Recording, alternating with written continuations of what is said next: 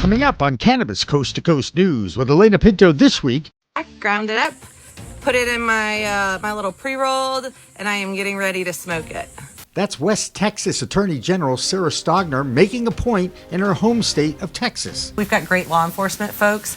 Let's let them stay busy with the things that really matter. And if we want to protect kids, then we need to legalize, and we need to regulate it, and we need to tax it, and just like we do with alcohol. And big business executives start to schmooze with President Trump about cannabis rescheduling, while a former DEA admin confirms the probability that it will happen. But when? A shocking prohibitionist initiative in Massachusetts, as the Bay State's GOP petitions the Attorney General on a ballot initiative to take back home grow and recriminalize possession. Hey, not in my backyard. No way. And after the New York Office of Cannabis Management screwed up the licensing process that has threatened the locations of over 100 dispensaries in that state, there is hope now. And can you grow cannabis hemp with zero THC? A company in Wisconsin says you can, plus an exclusive with Normal's political director Morgan Fox on the state of federal cannabis reform. And that's just one factor of a much larger push to roll back some of the legislative wins that we've had, not just in Congress, but also around the country at the state level. All that and our international reports and multiple state reports from coast to coast on Cannabis Coast to Coast News with Alaina Pinto. Next.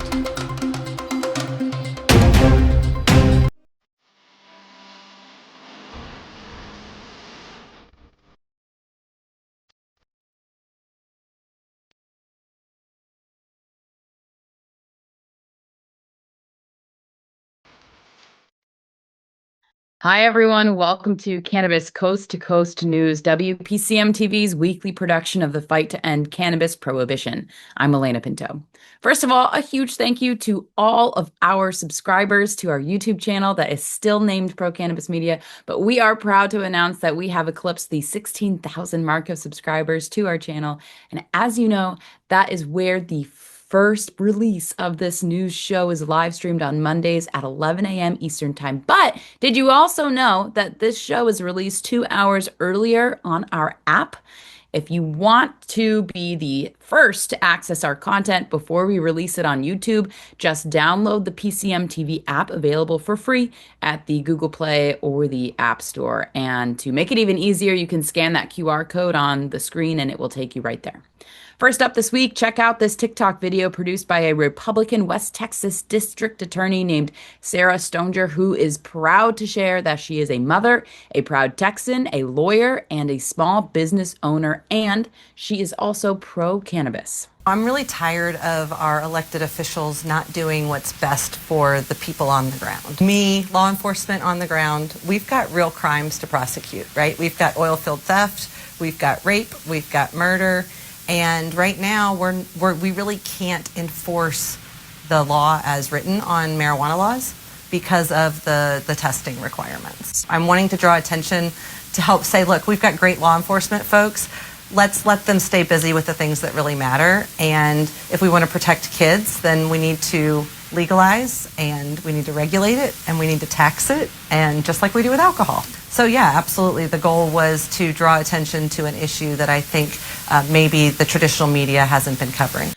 Her state of Texas continues to battle inside the State House in Austin over a hemp ban bill that is being championed by their Lieutenant Governor Dan Patrick. And meanwhile, their governor, Greg Abbott, is calling for regulations, not a ban. Despite a special session in their legislature, they have yet to pass a law that would get their governor's signature. Right now, that state is more concerned with petty bipartisan politics. A protest by Democrat leaders who walked out of that special session and are now trying to stop redistricting plans by the state. If that realignment of voting districts goes through, it will galvanize even more Republican control in Texas. Another southern state that is looking to ban THC-infused products derived from hemp is Mississippi. Kerry Hinkle has our hemp report every week. Hey everyone, this is Kerry Hinkle with Bayou City Hemp, back again for another hemp report for Cannabis Coast to Coast News. This week, the first week of August, we are seeing more enforcement happen in another southern state, this time Mississippi. As of Wednesday this week, news reports have published that at least 45 stop order letters have been sent out from sheriff's departments around the state.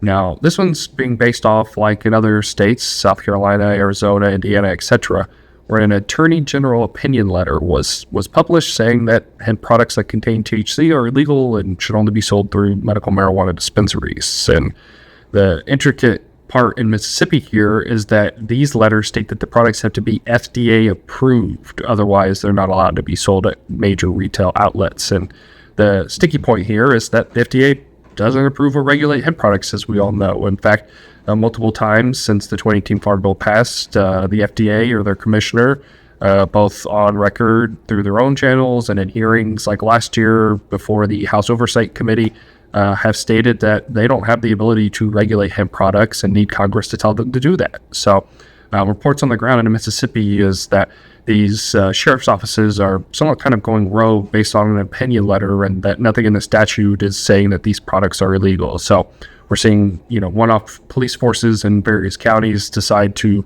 target some low-dose beverages at popular retail and grocery stores or smoke shop and vape shops selling high-dose, products that might have products that could be deemed appealing to children. And so the wide variety of products are now under scrutiny, given the vagueness that a hemp product would need to be approved by the FDA that, in fact, would never be able to approve it in the first place. And so, yet again, it's another complicated, convoluted state, and the legal gray ambiguity from the 2018 Farm Bill continues to cause headaches for local law enforcement and regulators, but this time in a state that many may not have expected, and that being Mississippi. So again, I'm Kerry Hinkle with another hemp report for Cannabis Coast to Coast News. I'll see you next week. The state of Delaware is off to a great start with legal adult use sales. In the first week of legal sales, just under $1 million of cannabis was sold in that teeny tiny state of Delaware.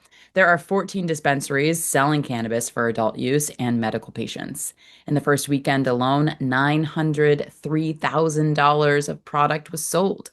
The biggest category, which does reflect the entire cannabis market, sold over 56% of flower. 26% in vapes, and edibles made up 14% of the total sales. Despite adult use, legal cannabis markets that are open in 24 states, one of the most successful markets is right here in Massachusetts. Last week, the Commonwealth of Massachusetts was celebrating passing the $8 million mark in adult use sales, and now there's a petition movement to take all of that away, including the right to grow at home. Late on Friday, the Attorney General of the Bay State, Andrea Campbell, announced that a group led by the Massachusetts GOP, Caroline Cunningham, is looking to petition the state for the right to pass an act to restore a sensible marijuana policy. They have petitioned the AG office to allow a ballot question that would change the existing laws here in the Bay State. And if the petition is granted, that group will have to collect 76,000 signatures necessary to get that act on the ballot for 2026.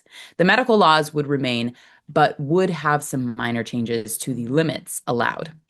We will start with our Bay State report with Curtis Emery, and then Jimmy Young has a one-on-one with Chris Faraone of Talking Joints Memo. Here's Curtis. I'm Curtis Emery, a bud tender from Resonate in Worcester, Massachusetts, with the Bay State report for Cannabis Coast to Coast News. In an ongoing story here in Massachusetts, the Commonwealth continues to pivot as the CCC cracks down on bad actors in the regulatory space. Following up a suit filed in June of this year, the CCC issued a PSA regarding cannabis products tested on the dates between April 1st, 2024 and April 15th, 2025. The PSA warns consumers that there is a high chance of contaminants, including mold and yeast, in those products, and that they should be reported to CCC immediately to check if the product in the consumer's hand should be a worry. Now, the CCC has set up a self-service kiosk where consumers can input pertinent data on their packaging to produce results, whether or not that product is safe to consume. Breaking news out of Massachusetts, as a Suffolk County sheriff was arrested Friday morning in Florida on extortion charges. The charges allege that Stephen Tompkins, age 67, while sheriff of the Suffolk County Sheriff's Department, had extorted $50,000 from an undisclosed Boston-based cannabis company. Tompkins' relationship with this company started as early as 2019 when, in conjunction with the Suffolk County Sheriff's Department, entered a partnership with the cannabis company where guiding recent graduates from the Sheriff Department's reentry program to occupation at the cannabis company. Tompkins also purchased $50,000 worth of stock in the company. That stock rose quite a bit, and Tompkins saw a great return on his investment. However, after a sharp decline in stock value, Tompkins seemed to have lost it all. In return, Tompkins demanded that he get his $50,000 back. In fact, the company even cut him a check for $50,000 with loan repayment in the remittance. If found guilty, the sheriff will get up to 20 years in prison for these extortion charges. I've been Curtis Emery with Cannabis Coast to Coast News. Chris Faraone is by far the number one journalist as far as covering the cannabis scene here in Massachusetts. I reached out to him as soon as I read his Talking Joints memo yesterday. If you don't subscribe, you should. So, Chris, first of all, did this guy go to the Jacil Correa School of Extortion? And he was the Fall River mayor who's now in jail. So, I mean, are we ever going to learn? The dispensary that he was allegedly shaking down appears to be Ascend, which is a New York-based multi-state operation. They have 3 dispensaries and a major grow in Massachusetts. Tompkins, and this is the saddest part of it, Tompkins was running a program through the Suffolk County Jail, that Suffolk County House of Correction that he runs, where basically they place people in jobs, of course. Now, every dispensary, every cannabis operation in Massachusetts has to have a plan, a community impact plan, right? Where they're saying, this is what we're doing in the community. Well, this dispensary, one of their plans, their big plan to give back was going to be to team up with Suffolk County, with the sheriff's office. Now, apparently they did. And, so then the sheriff allegedly comes looking for his piece of the pie. In fact, specifically, he wanted to get in on an IPO, an initial public offering for that company going public. But he ends up getting in on it, wires over $50,000 of his own money. The stock goes high, but then when it craters, because that's what happens, and there's a lot of other parts of the story, he loses his money. His stocks are worth less than $50,000. And what the Department of Justice is saying is that Tompkins then asked for the money back from them, and they're even showing us the checks that the company wrote for totaling $50,000. So it's like kind of, and this is like the worst kind of shakedown ever. It wasn't even for a profit. He started back at zero. It's like the saddest thing. He like sold out this program, sold out the people who voted for him, and didn't even make $1. This is Massachusetts graft at its absolutely least competent. And this is, I guess, the time of year when people petition the Attorney General in Massachusetts for the right to go out and get signatures and get something on the ballot. And this woman, Caroline Cunningham, a member of the Massachusetts Republican Party, which, by the way, there aren't a lot of big people on that party, right? The short list, but they have held the governor's seat. Not now, but they've had the governor's seat quite a few times in the past 20 years. So. That's right. I get that, but that's all fine and dandy. That being said, what are the chances of this petition getting accepted by the AG, actually getting on the ballot and having the impact that it could have, which is getting rid of home grow and changing the laws that, have been in place now for 7 years? Well, Jimmy, I'm no political expert. No, I'm just kidding. So basically, the first thing is, of course, this initiative process is why we have cannabis in Massachusetts in the first place. First decriminalization, 2008, followed 2012, medical marijuana, 2016, adult use. Here we are 9 years later, indicted sheriff and scandals galore, but I digress. So basically, there's 2 ballot initiatives filed by a member of the Republican Party in Massachusetts, known as the Mass GOP.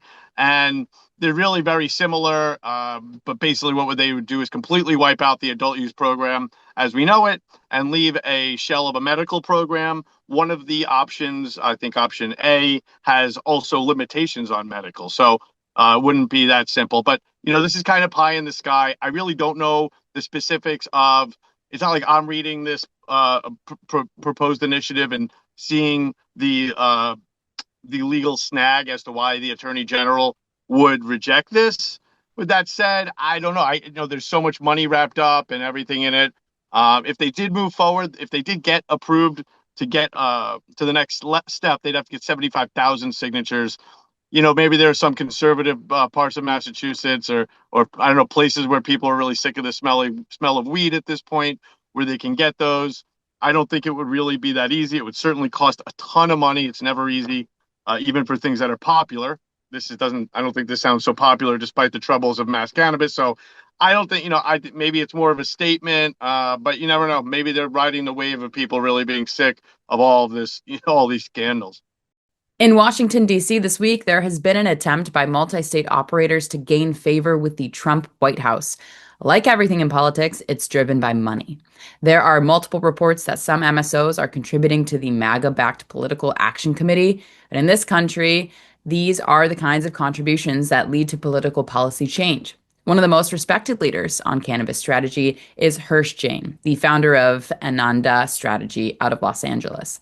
Hirsch explained that it's in the best interest of the industry to curry favor with the current administration, and that favor was a $1 million donation to MAGA. The prohibitionist movement continues to galvanize not only here in the Bay State, but at the federal level as well. Last week, we showed you a commercial that was produced by Dr. Kevin Sebit's prohibitionist group called SAM, or Smart Approaches to Marijuana.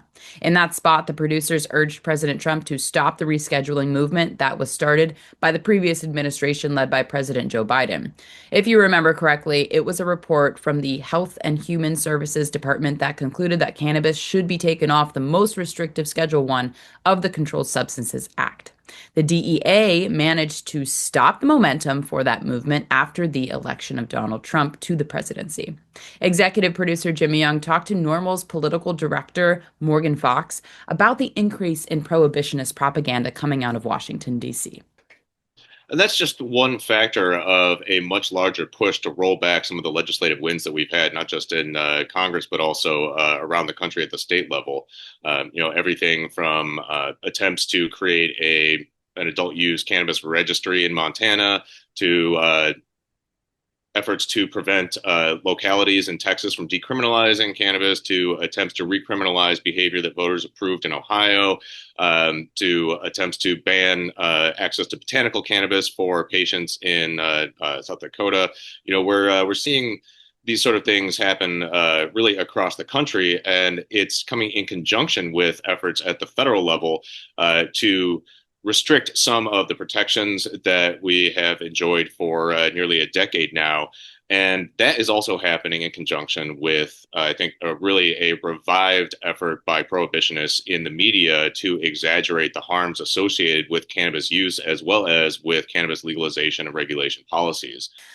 We will be releasing that full Cannabis Coast to Coast interview and special report with Morgan and Jimmy on Thursday.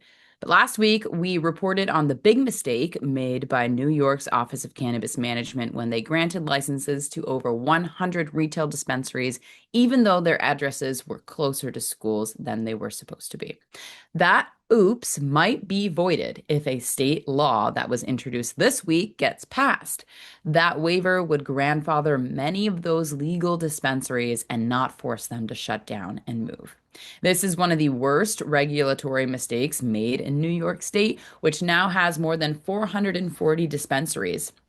So now let's go to the West Coast to check in on California with Dina Nagib. I'm Dina Nagib, Principal Consultant at Grass Goddess Consulting, here to give you the latest developments in California for Cannabis Coast to Coast News.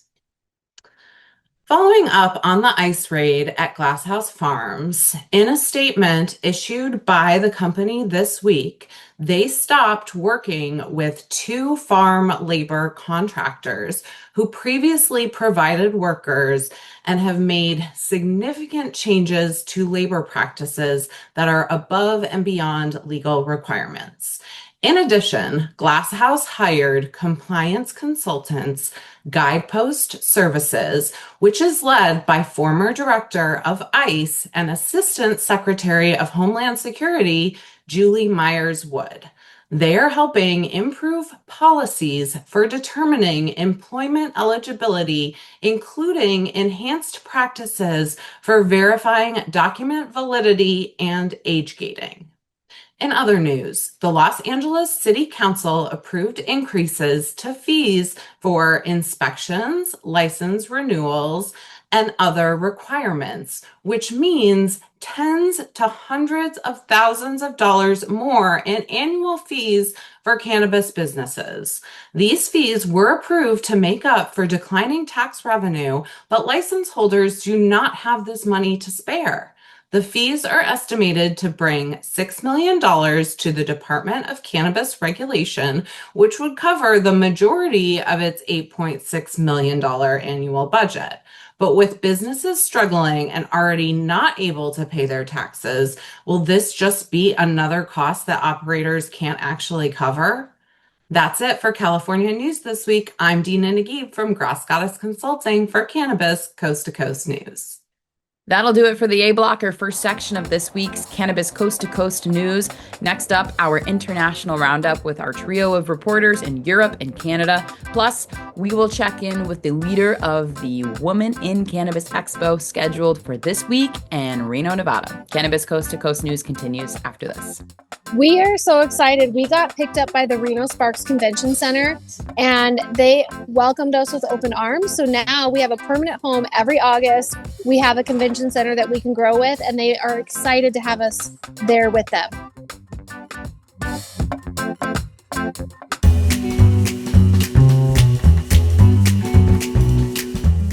Your cannabis business could be overpaying by hundreds of thousands of dollars in federal income taxes because of one simple assumption that you're making about your accountant. A dispensary owner in Colorado called me frustrated as hell. He'd been working with the same accountant for 3 years. His accountant said, "What's 471C?" Here's what the ignorance of that accountant was costing this business owner. $180,000 every single year for 3 years. 471C has been around since 2017. We're talking about an 8-year-old tax provision that many cannabis CPAs don't fully understand. 471C is one of the most complex and highly debated tax strategies in the cannabis industry. If you want to make sure you're not leaving any money on the table, I'm offering free 471C reviews this month. Link in the description.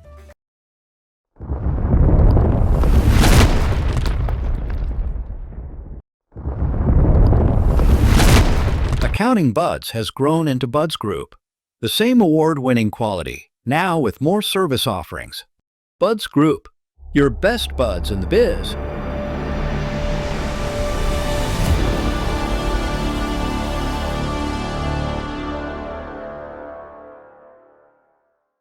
Looking for PR that over-delivers on expectations? At Maverick Public Relations, they pair big agency experience with personalized attention. From launching award-winning brands to securing top-tier media hits, their data-driven communications team helps visionary leaders and entrepreneurs rise above the media noise. Maverick PR is responsive, collaborative, and relentless about results and ROI. Visit themaverickpr.com and make headlines together. If you want to make history, if you want to be part of history, if you want to say you helped legalize marijuana in America, now is the time to join us.